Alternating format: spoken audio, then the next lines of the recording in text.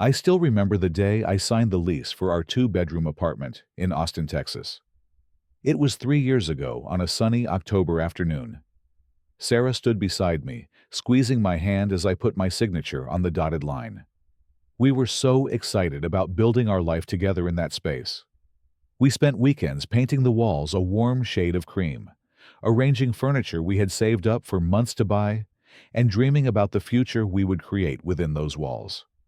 I never imagined that 3 years later, my own signature on that lease would become the weapon I would use to reclaim my life. Before I tell you how everything fell apart, I would love to know where you are watching from. Are you dealing with something similar? Drop a comment below. And if you want to hear how this story ends, hit that like button and subscribe. Trust me, you will not see this coming. Now let me take you back to where it all started going wrong. Sarah and I had been married for 2 years when this happened. Our relationship was solid, or at least I thought it was. We had the normal ups and downs every couple experiences, but nothing that ever made me question our future together. I worked as a software engineer at a tech startup downtown, pulling in about $90,000 a year. It was good money, especially for Austin. Sarah taught third grade at an elementary school on the east side of town. She loved her job, loved her students, but the pay was not great. She made around $45,000 annually. When we first rented the apartment, we had a conversation about finances. I offered to cover most of the rent since I earned more. The place cost $1,800 a month, and I paid $1,200, while Sarah contributed $600.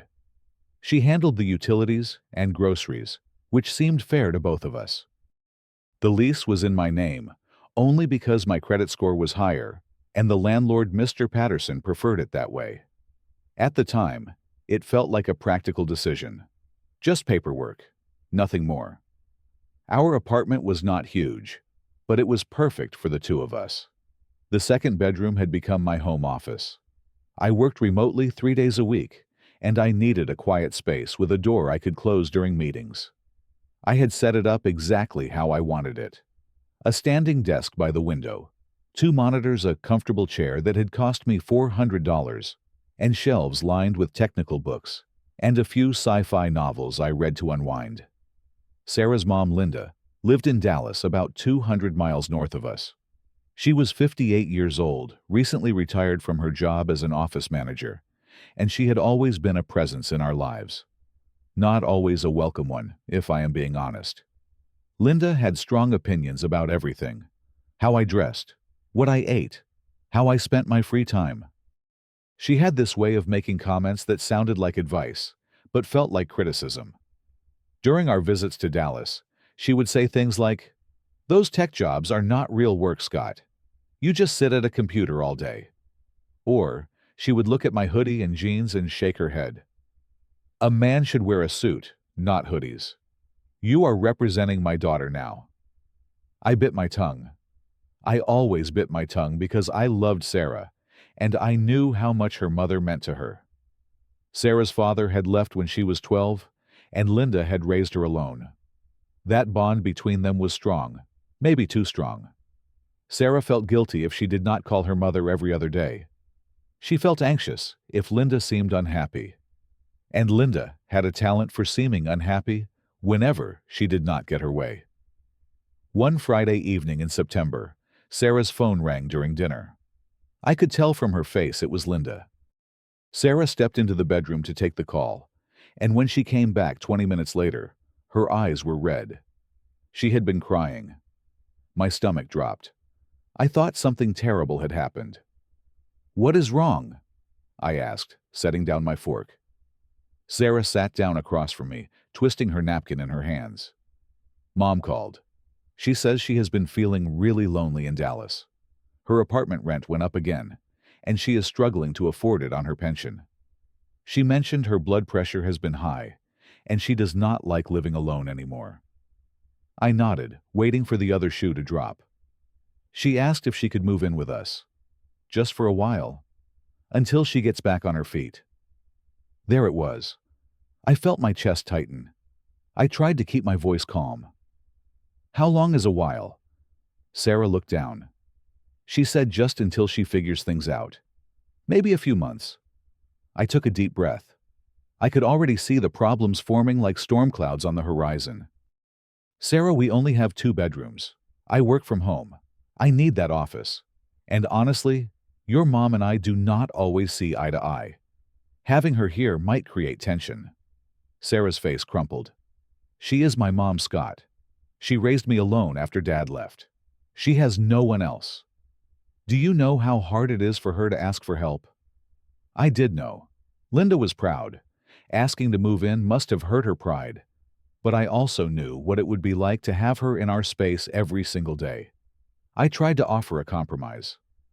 What if we help her find an affordable place nearby? Somewhere in Austin so you can see her whenever you want, but she has her own space. Sarah shook her head. She cannot afford anything decent here.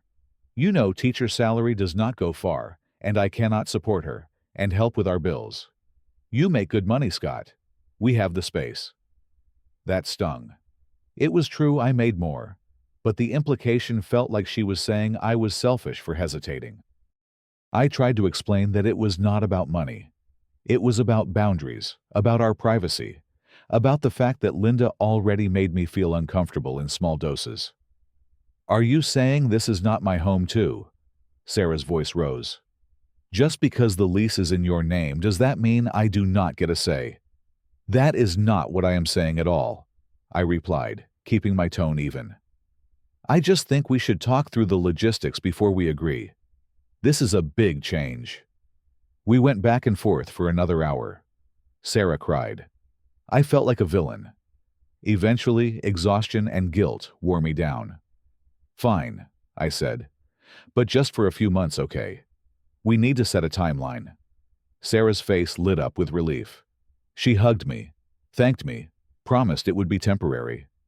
But even as I held her, I felt a sinking sensation in my gut. I had just made a mistake, and I knew it. 2 weeks later, on a Saturday morning in October, Linda arrived. I had imagined her showing up with a couple of suitcases, maybe a few boxes of personal items. That was not what happened. A moving truck pulled up in front of our building at 8 in the morning. I watched from the window as 2 guys started unloading furniture. A sofa, a dresser, a television. Boxes stacked high, at least 20 of them. I turned to Sarah, who was making coffee in the kitchen.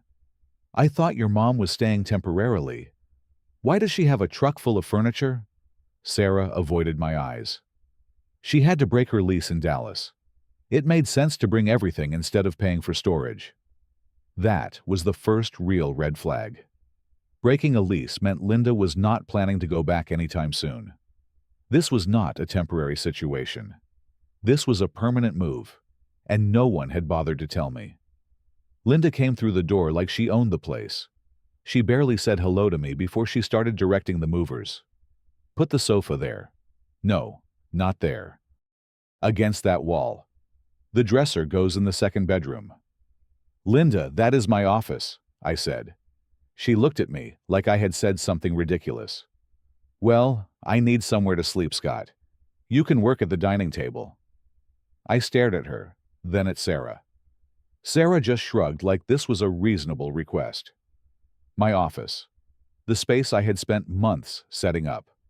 The place where I worked 8 hours a day. Gone. Just like that.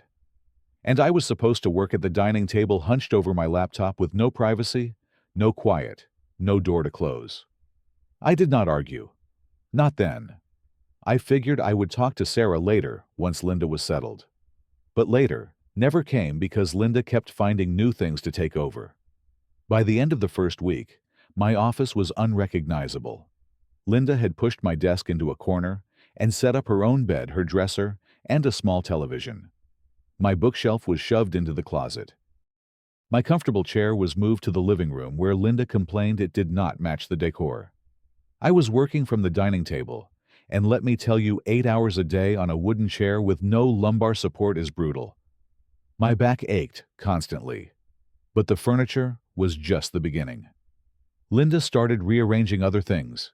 She moved picture frames in the living room, replacing photos of Sarah and me, with old family photos of her and Sarah. She reorganized the kitchen cabinets because, according to her, we had been doing it wrong. She threw away half my spices, claiming they were expired, even though they were not. When I cooked dinner one evening, using garlic and onions, the way I always did, Linda walked into the kitchen and wrinkled her nose. "That garlic is overwhelming, Scott. Can you tone it down? I am getting a headache." I looked at Sarah, who was setting the table. She said nothing. I turned down the heat and opened a window, but inside, I was fuming. The worst part was the noise. I had back-to-back meetings on Tuesdays and Thursdays, and I needed quiet. But Linda liked to watch her daytime talk shows at full volume. One Thursday afternoon, I was in the middle of a presentation to my team when Linda turned on the television in the living room. I could hear the host's voice echoing through the apartment. I muted myself, walked out, and politely asked her to lower the volume. She looked annoyed. "I always watch at this volume. You are the one who chose to work from home." "Linda, I am in a meeting. I need quiet for another 30 minutes. She huffed, but turned it down slightly. Not enough, but I did not have time to argue. When I got back to my desk, my manager had sent me a message asking if everything was okay, because he had heard background noise. I apologized and said I would get a headset with better noise cancellation. But that was not the point. The point was, I should not have to justify my need for a quiet workspace in my own home. The second week got worse. Linda started setting rules. She left little notes around the apartment. One on the sink: "Do not leave dishes overnight." Another by the door: "Take your shoes off at the door." And my personal favorite taped to the thermostat: "Keep at 72 degrees, no higher." I found her in the kitchen one afternoon and said, "Linda, this is my apartment. I appreciate you contributing, but you cannot just make rules without talking to Sarah and me first." She crossed her arms. "I am paying rent too now. I have a right to be comfortable." She was paying $300 a month. 300. I was paying 1,200 plus utilities, plus internet, plus groceries. But she acted like we were equal tenants. I went to Sarah again. She was grading papers in the bedroom. I explained how uncomfortable I was, how Linda was overstepping how I felt like a guest in my own home. Sarah sighed without looking up. "Scott, she is adjusting. Give her time. It is hard for her to feel dependent." "What about me?" I asked. "What about us?" "We have not had a moment alone in 2 weeks. She is always here." "She lives here now," Sarah said flatly. "What do you want me to do?" That was when I realized Sarah was not going to stand up for me. She was not going to set boundaries with her mother. I was on my own. The third week brought a new level of invasion. Linda started going through our mail. I came home one day to find her holding an envelope addressed to me. It was from my bank. "Why are you opening my mail?" I asked, taking it from her. "I thought it was junk," she said, not even apologizing. Another day, I found her in our bedroom going through the closet. She said she was looking for a sweater Sarah had borrowed months ago. But she was in our private space without permission, without knocking, without any sense that she was crossing a line. The final straw for my sanity was our intimacy. Sarah and I had always had a healthy relationship in that department. But with Linda in the next room with walls so thin, you could hear everything, it became impossible. We tried once, and halfway through Linda knocked on the wall and shouted, "Some of us are trying to sleep." Sarah was mortified. I was furious. After that, we stopped trying. Our marriage was crumbling, and Linda was smiling through it all, like everything was perfect. Then came the Thursday in November that changed everything. I had just finished a brutal day of meetings. My back was killing me from sitting at the dining table. I was stressed about a project deadline. All I wanted was to come home, sit in my recliner, and watch a movie to unwind. I walked in, and Linda was sitting on my recliner. Not just sitting. She had rearranged the entire living room. My recliner, the one I had bought before Sarah and I even started dating, was shoved into a dark corner by the window. The sofa Linda had brought was now front and center.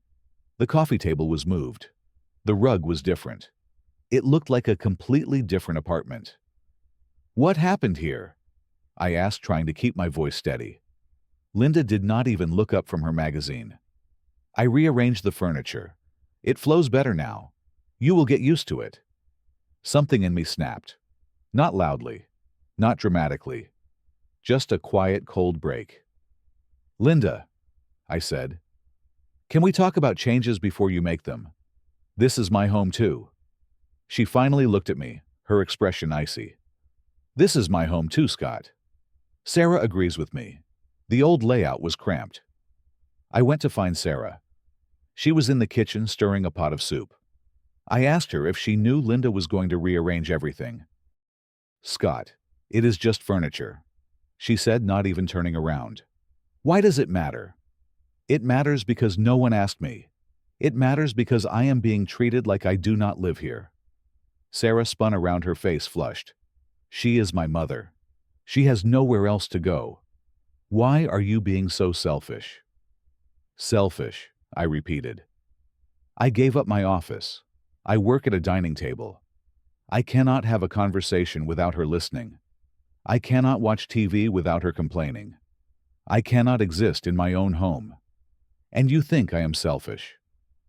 "You said a few months," I continued. "It has been a month, and there is no end in sight. When is she leaving, Sarah? What is the plan?" "I do not know," she shouted. "Stop pressuring me. She needs time." Time for what? She is not looking for a job. She is not saving money. She is settling in like this is permanent. Sarah's face twisted with anger, and then she said the words that ended our marriage. "If you do not like it, you can leave." The room went silent. I stared at her, waiting for her to take it back, to say she did not mean it. But she just stared back. Her jaw set, her eyes cold. Linda appeared in the doorway, a small smile playing on her lips. "You heard her, Scott," Linda said softly. I looked at Sarah one more time. She turned back to the stove. That was it. No apology. No reconsideration. Just the clear message that I was disposable. I did not sleep that night. I lay on the sofa staring at the ceiling, replaying Sarah's words over and over. "If you do not like it, you can leave." She had said it in front of her mother. She had meant it, and she had not taken it back. By the time the sun came up Friday morning, I had made my decision. If Sarah wanted me gone, I would leave. But I would do it on my terms. I called in sick to work, which I never did. Then, I opened my laptop and started searching for apartments. Within an hour, I found a studio near my office. $750 a month. Small, but it was mine. I called the landlord, sent over my information, and by noon, I was approved. My credit score and income made it easy. Next, I went to the bank. I opened a new checking account separate from the joint account Sarah and I shared. I contacted my employer's HR department and changed my direct deposit to the new account. Every dollar I earned from that point forward would be mine alone. Then, I called a lawyer. Just a consultation, but I needed to know where I stood legally. The lawyer confirmed what I already suspected. The lease was in my name. Only my name. I had every right to terminate it with 30 days' notice. Sarah and Linda had no legal claim to the apartment. I called Mr. Patterson, our landlord. He was surprised to hear from me. "Scott, is everything okay?" he asked. "I need to give you notice," I said. "I will be moving out. I want to terminate the lease in 30 days. There was a pause. "Are you sure? You have been a great tenant." "I am sure." "What about Sarah?" he asked. "Will she be staying?" "That is up to her," I said. "But the lease is in my name. If she wants to stay, she will need to apply for a new lease on her own." Mr. Patterson understood. He was professional about it. He said he would send the official notice, and that Sarah would need to either sign a new lease or vacate by the end of the 30 days. I hung up and felt a strange sense of calm. For the first time in weeks, I was taking control of my life.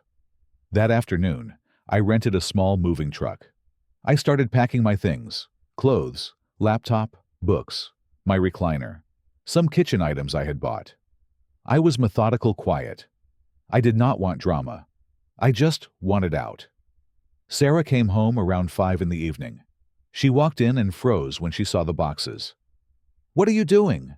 she asked, her voice shaking. "You told me to leave if I did not like it," I said calmly.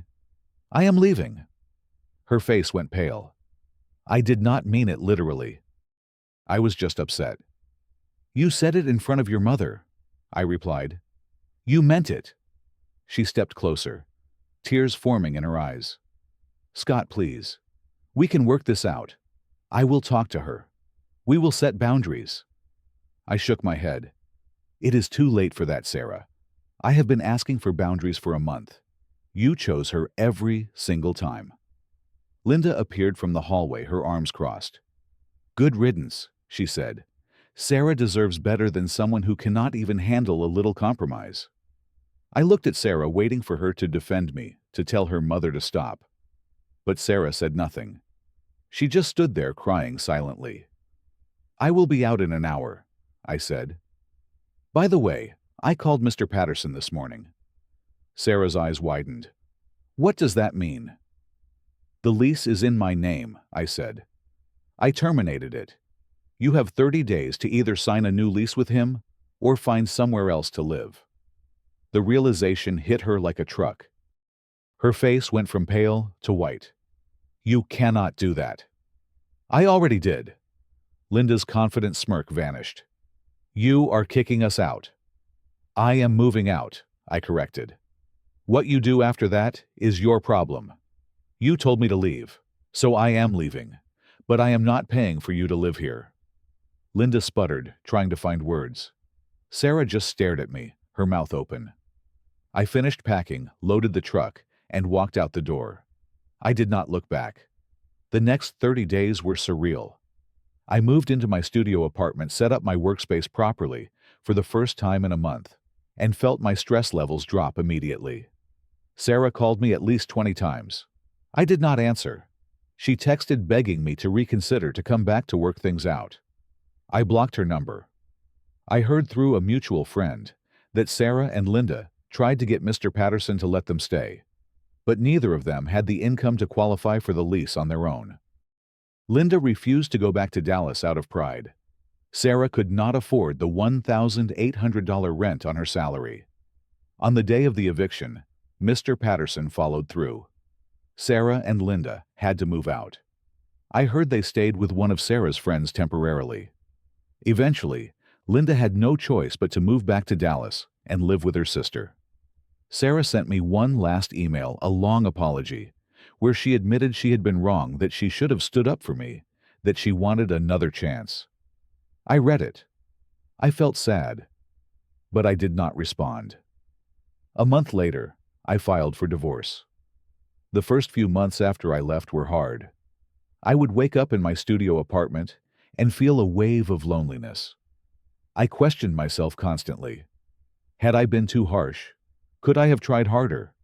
But then, I would make coffee in my own kitchen, work at my own desk, come home to silence and peace. And I knew I had made the right choice. Work became my therapy. I threw myself into a new project at the startup, and my performance improved dramatically. 3 months after leaving, I was promoted to senior engineer. My salary jumped to $110,000.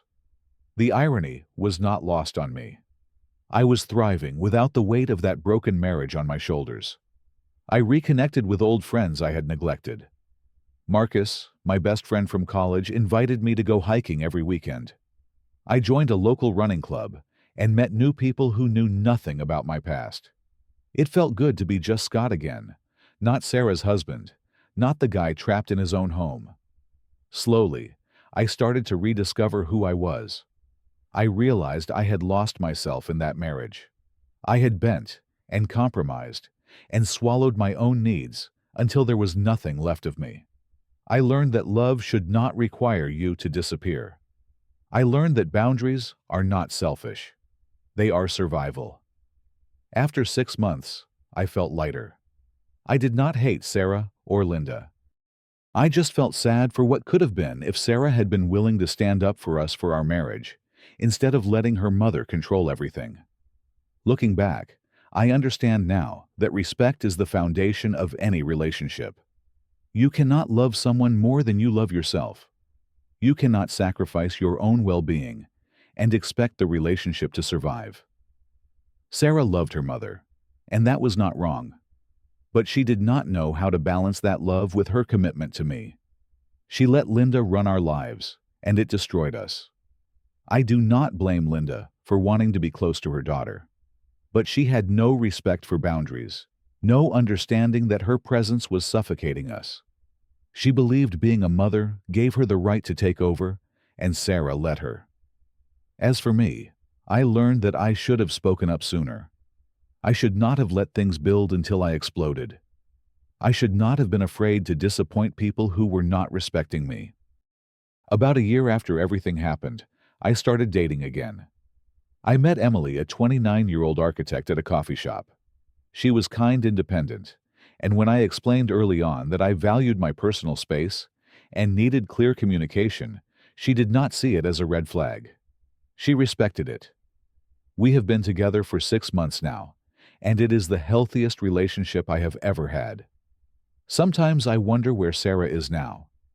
I hope she learned to stand up for herself too.